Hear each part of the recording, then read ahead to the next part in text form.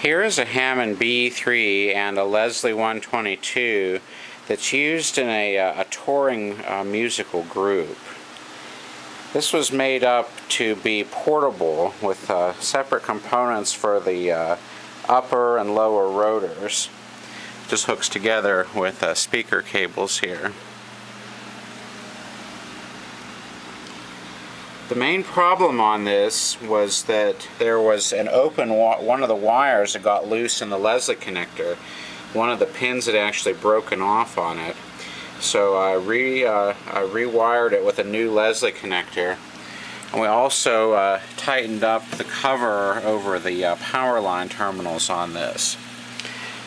This likely could use some new electrolytic capacitors in the Leslie amp. We'll recommend that to the owner when he comes in. This has got to go back out on a gig tomorrow night though, so we had to just repair the most immediate problem on it. But then maybe in the future it can get some more reconditioning, like a new electrolytic on the Leslie amp. This is actually a 1970 model B3, and let's see, I know I saw a date code here somewhere. It's kind of hard to see. But all the wiring in here is okay. I might redo some of the splices on there, but it's okay. It could use a little improvement, but it doesn't have any brittle wiring like on like a lot of the older ones do.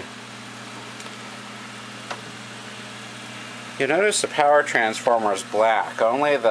After a certain point, they started using black transformers instead of the silver ones. I've never actually seen one that's this late of a model. It's got a custom-made dolly on it to enable it to be easily transported for traveling gigs.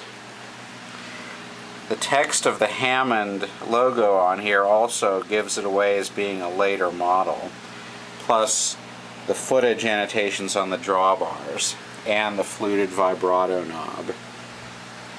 Pretty much everything we've worked on has been probably 1955 or earlier, as far as BC, C2, RT3, and so on. But it does seem to work pretty good.